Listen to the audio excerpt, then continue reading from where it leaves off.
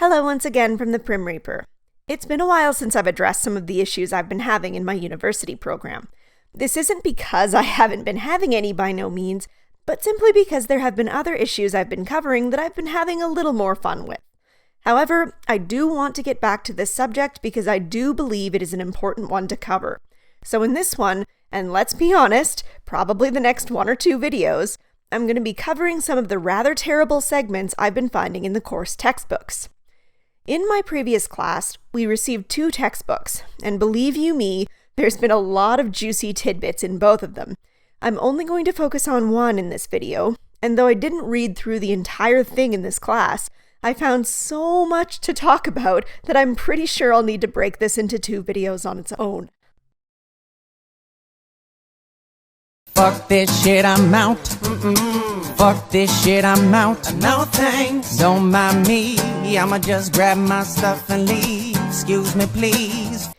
One of the first things that I noticed when flipping through this book was the header above the final chapter, a social justice agenda. Now, if that isn't the most ominous sounding thing to come out of a textbook, I don't know what is. I haven't actually gotten to this final chapter, but make no mistake that the textbook definitely reflects this agenda that they're trying to push. I've made the error of trying to take this book out in public to read it on transit, and I've been so embarrassed by some of the sections that I've actually had to kind of try and hide the book from others for fear that they'll see me reading social justice dreck in public and get the wrong idea. For the lulz, I'll go ahead and read you a few choice sections from the book, just like I did with the previous textbook in one of my other videos. Only this time, it's not just the one chapter. This time, it's the entire book. Also, please excuse some of the mess that I've made on some of these pages. As you can see, it's been bothering me quite a lot. Finally, the book concludes with a consideration of a social justice agenda relevant to the future development of the disciplines of counseling and counseling psychology in Canada. These chapter authors suggest that the current political climate in Canada is ripe for mental health practitioners to engage in social justice work in all areas of the discipline, including research, teaching, and clinical practice.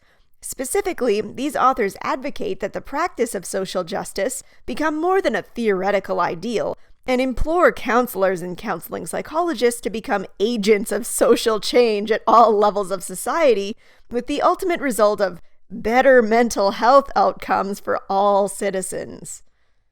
Look at the way they word this paragraph. Even their word choices just sound like they're plotting. The political climate is ripe for spreading our venom throughout the country. At least they come right out and admit they're pushing their own agenda, so yay for honesty, I guess? The imposition of counseling psychology theories and models, which reflect the hierarchical and individualistic Western European worldview and values, is unethical, offensive, and culturally oppressive to those who adhere to traditional First Nations values. It's not really the sentence, but the context here that bothers me most. Every time this class mentioned Western ideals, individualism, or the pursuit of objective truth, they mentioned it with this obvious dripping disdain for all of them. It's not just that they're trying to state that there are other ways that certain cultures see the world, which is fine in general, but can be problematic in itself.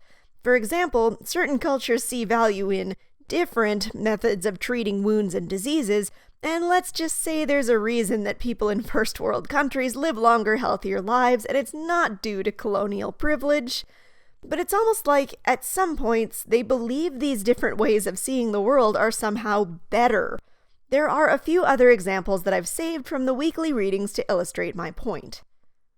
Western worldviews influence the assumptions we make about basic psychological concepts such as identity. Relationality is an indigenous alternative to the more Eurocentric term identity. Consider how worldview is played out in ideologies related to various cultural identities: gender, gender identity, class, etc. I added the etc. here because they had a list of like 13 different things. For example, the reductionism and dualism in the Western worldview plays out in gender binaries, male versus female, as it does in discourses of good versus evil.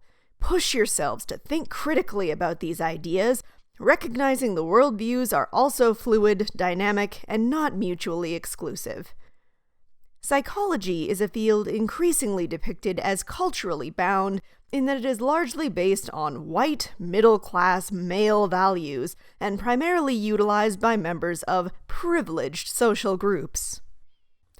I don't understand why, if these people like these alternate worldviews so much, they don't just move to the areas of the world where they're more prominent. Oh wait, I know why. It's because, unfortunately, a lot of these areas really aren't all that nice of places to live. But why they're then trying to bring that worldview over here, I really couldn't quite tell you. If I had to bake a cake out of these people's motivations, I'm sure the ingredients would include entitlement, ignorance, naivete, and a rose-emblazoned icing sugar layer of romanticism of human nature. After all, if only they had the chance to do a communism, they'd do it real good. They wouldn't be like those other guys. Their motivations are pure and they have good intentions. It's not like they're already shrieking and throwing things and demanding that people with different views not be able to speak or anything. Stop me! Oh, no. Oh, we should film it. Yeah. Oh, darn. Well, okay, they'll still do a real good job, guys, I promise. Alright, on to the next section or I'll never get through this. Ascribing cultural identity through external labeling is overtly or covertly related to people's social, economic, or political power. Individuals are often socially positioned due to one or more aspects of their cultural identities, affording them more or less privilege in Canadian society. Counseling psychologists must, therefore, grapple with not only how culture is defined, but also how difference is perceived and acted on. Moodley argued that the multicultural movement has focused on the differences between ethnic minority groups at the expense of attending to how these disparities in power and to the common experiences of oppression across groups. A similar argument is presented by Canadian authors in Bridging Feminist and Multicultural Perspectives. These authors challenge us to look beyond group differences, to consider what it is about society that positions people as more or less dominant, as more or less valued, and as having more or less access to resources. Power differences between individuals and groups lead to social inequities and contribute to mental health issues. In a critical review of the literature, Sinecor and Enns identified 4 central commonalities between the multicultural and feminist literatures that are instructive for education, supervision, and practice of counseling psychologists. These common foundations are A. Individual empowerment and social change, B. Knowledge and the knower, C. Single or multiple oppressions and privileges, and D. Reflexivity and self-awareness. Honestly, I'm tired of this growing idea that privilege should be the number one thing that we focus on in the counseling relationship. Making assumptions based on a person's external characteristics is just never going to be a good way to start things off. First of all, it can lead people to assume that people are in a better or worse off position than they actually are based on totally arbitrary factors. Let's just say my Muslim coworker, a good friend of mine that I've had the privilege to talk to many times, walks into the office of a particularly woke counselor who assumes that she must be marginalized in our Western culture by virtue of being a Muslim. Wouldn't that counselor be in for a nasty surprise when they learn that my coworker has actually found her Muslim status to be of benefit to her at multiple points in her life, such as having increased educational and occupational opportunities given to her? To be clear, her words, she told me this. This is not just my assumption. They talk about the common experiences of oppression in these groups, and it's just like, how do you know this? Who gave you the authority to make this presumption? Which leads me to my next point. How is this not just going to lead to group-wide assumptions that pave the way for potentially discriminatory practices? If we start assuming that some groups are necessarily less valued simply by virtue of their group membership, or, by extension, that some people are more valued, then how is this going to impact the way we treat people in counseling? It's certainly not going to lead to a neutral practice free of biases, is it? Is a feminist postmodernist multicultural counselor likely to treat a white man with depression as seriously as she is to treat a black woman with depression? I don't want to make assumptions myself, but somehow I think that if we're just assuming automatically that the black woman is in a worse place in general than the white man just because of her skin tone or sex, then I think that it's going to lead to some different treatment. And how is that fair to either of the two clients? Not just for the man, who's almost certainly more likely to have his concerns treated in a less serious manner, but also for the woman who's bound to have plenty of assumptions made about her situation. For example, if I were in her shoes and I was depressed because of work, I'd be really annoyed if there were automatically assumptions being thrown around that it's because I was being discriminated against, rather than because, say, two of my close friend coworkers took new jobs within a month of each other and now I was lonesome. Now, if I came in and complained that my boss passed me over for a promotion for a less experienced coworker, and I overheard him saying that he doesn't want a black woman leading the sales department, then the counselor would be fully in the right to be talking with me about oppression and discrimination. But it wouldn't be an assumption then, would it?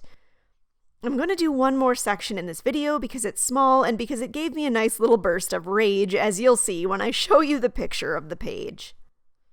One of the additional challenges in Canada, as in the US, is the lack of clarity or consensus in the positioning of multicultural counseling relative to the practice of counseling psychology generally. Peterson claimed that multicultural counseling was the fourth force paradigm shift, necessitating the integration of culture into the theory and practice of counseling psychology.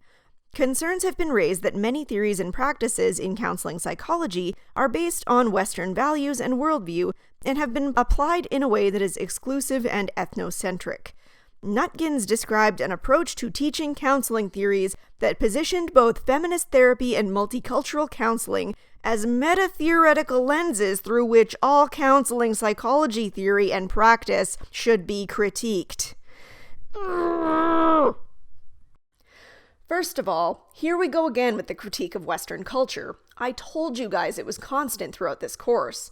Second of all, it's difficult to express the combination of terror and fury that the notion of the ideology of feminism should have the lofty ability to strain every other theory that falls through its grasp before being considered acceptable psychology. I can't even begin to state how unacceptable this is to begin with, but it's worse that it's not considered pants-on-head insane enough that it somehow got published in a classroom textbook. Think of how ridiculous it would be if a modern-day textbook said that all theories should be filtered through a lens of nationalism or Islamism. We'd all dismiss it as rightfully insane, but somehow, because feminism is currently considered the in thing, it's seen as acceptable. No, it's not acceptable. Not in the least. Theories should be taken on their own merits and applied to situations where they are most likely to be of use to the individuals involved. Forcing every theory to bend to the whims of feminism, especially when a large majority of the world disagrees with feminism's ideas or even acknowledges that they can be harmful at times, is absolutely absurd.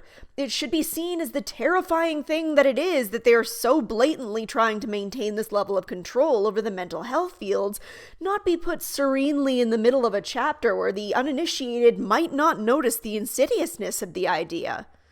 Especially when they mention immediately under it that there is a dearth of research available to support this agenda in the first place. I can't believe this. No, we have no conceptual or theoretical backing to our ideas, but that doesn't mean that they shouldn't be the defining feature of all psychology, now does it?